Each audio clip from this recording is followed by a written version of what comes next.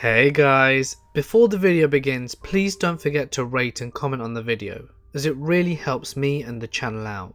But more importantly, from next video onwards, your suggestions will determine the next video.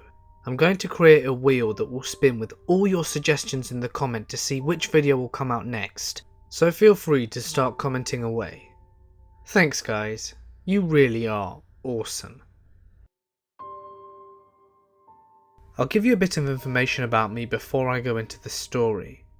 I was living in New Zealand as a 23-year-old, and my birthday is on New Year's Day. We have a festival on the south side of North Island where you camp and get drunk and whatnot whilst listening to music, and it lasts up to 7 days. So, this was New Year's Eve. People had been up for days. I'd woken up early and had decided to have a shower before everyone else woke up and used up all the hot water. I took all of my belongings I needed and walked to the first toilet. These ones were up some stairs in a portable building. There was section for boys and girls. I'm a girl, by the way. As I walked up the stairs, I heard someone call out to me. I looked round and saw a guy walking towards me. I stopped because I thought he probably wanted to ask me a question about the camping grounds or something. So he came up to me and said, "Hey, I'm Jesse. What's your name?" and proceeded to hold his hand out and shake my hand. I was like, "Oh, hey," and shook his hand back. I thought this was weird, as I was part way up the stairs, and when I went to pull my hand back, he held onto it and said, "Can I get your number?" I ripped my hand out and gave him a look that said, "Yeah, right, mate," and laughed. He looked offended, and so I said, "Dude, it's 6 AM and you've introduced yourself to me whilst I'm on my way to the toilet. I'm not going to give you my number." He shrugged and went on his way. Or so I thought. When I'd finished in the toilet, I came out to the door and briefly looked up where I noticed him crouching behind a tree. He didn't see me, so I kept it that way to scope out what he was doing. As I was walking to the shower, out of the corner of my eye I noticed him run from behind the tree to behind a building that they used to sell food that was closer to me. I was shitting my pants at this point, and the stairs to the shower were behind the building I was in. So I walked that way, and instead of going up the stairs to enter the shower, I ran and hid. That's when I saw him run round the building and up to the stairs. I bolted. I was so angry and scared at this point. I kept running until I found some poor hungover young boy that was spewing out his guts.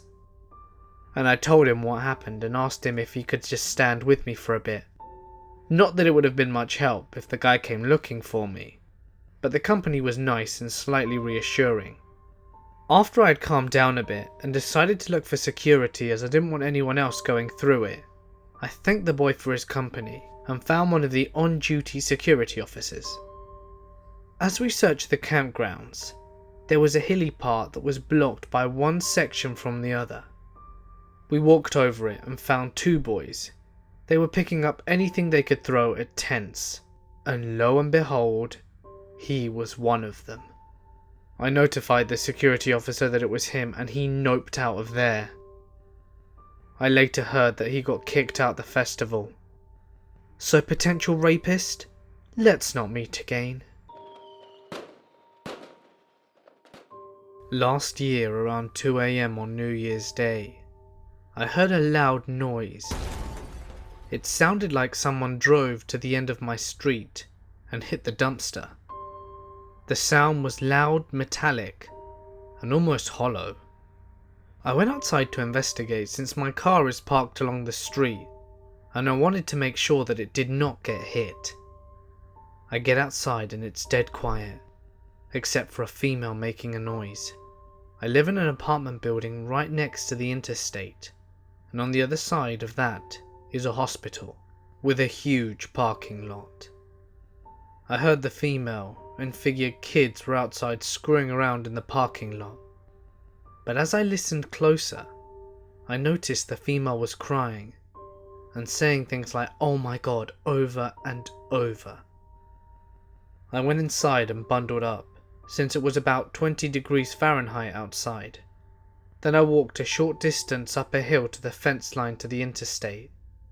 It was really dark, but I could see the shape of an overturned vehicle in the road and a silhouette of another car on the shoulder.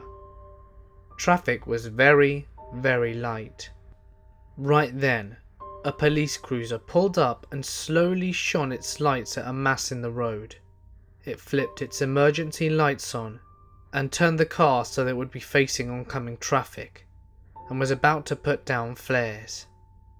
I went back inside to grab some better gloves, and when I came out there were several emergency vehicles that were setting up floodlights.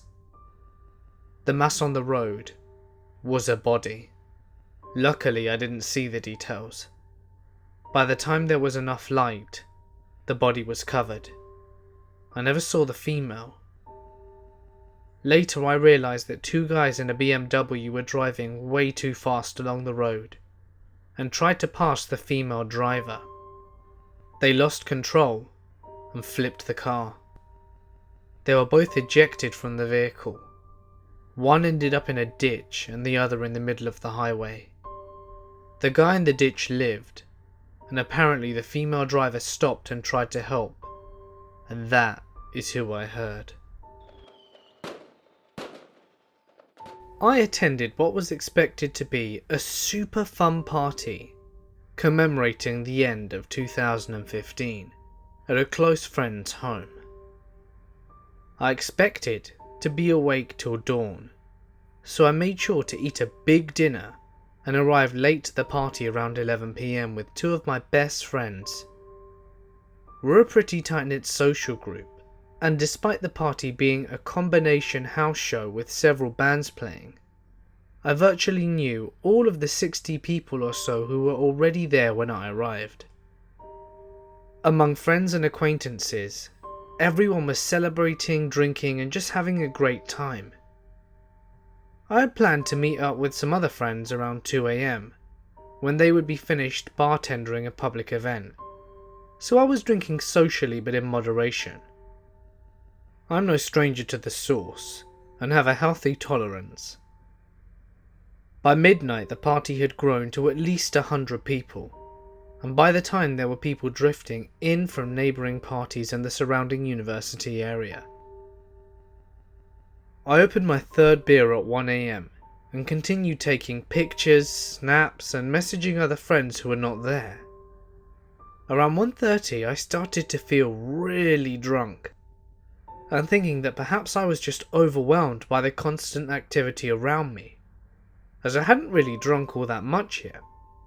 I stepped into the most empty part of the living room for a breather and messaged my friend. I sent her a message inviting her to the party as we planned on meeting up. As I'd finished my message, I felt someone come up behind me. He pressed his body against mine and he grabbed my hip. As I straightened up, I could feel him bending down slightly to whisper in my ear. But it wasn't a whisper. He clearly said to me, "In a few minutes, you aren't going to remember anything, and then I'm going to rape the shit out of you." I froze. It hit me. I wasn't feeling really drunk. The confusion that I had attributed to the social anxiety of the large crowd I was experiencing because I had been drugged. I knew I only had moments to prevent the inevitable. I ran from him, best I could, and did not turn around. I retrieved my purse and jacket and started calling the two people that I was meant to meet up with at 2 AM. I was so out of it. I was having a hard time communicating what was happening.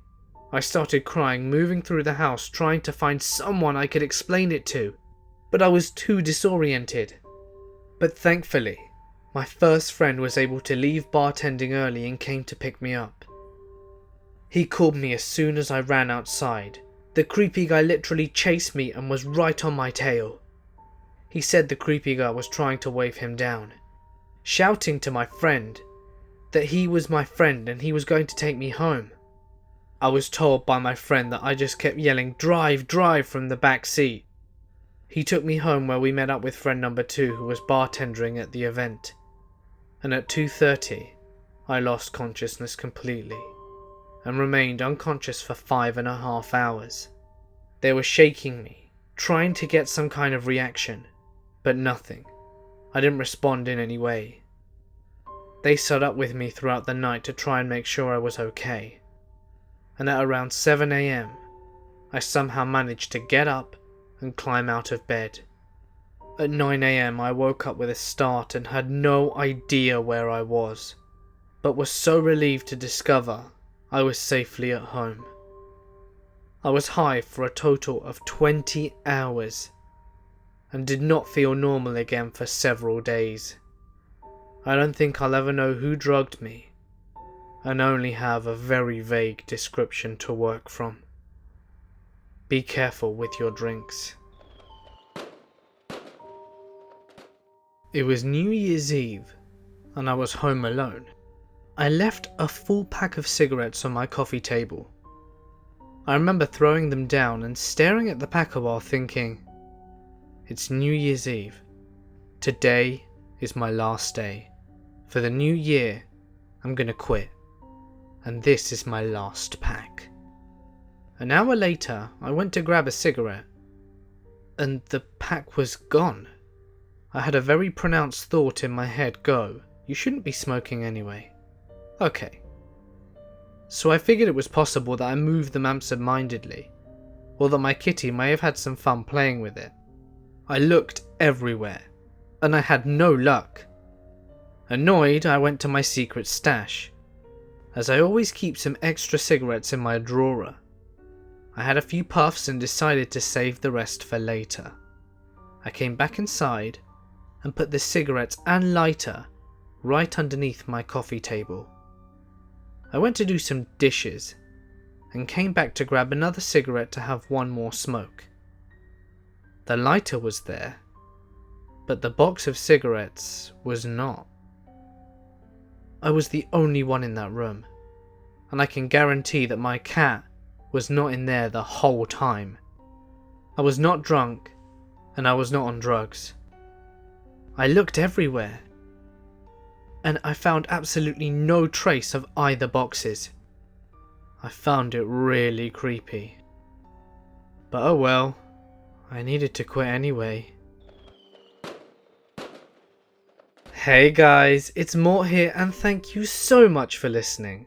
Have a safe New Year's Eve everyone.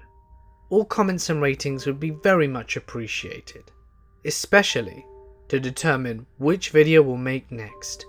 So get your voice heard and comment down below.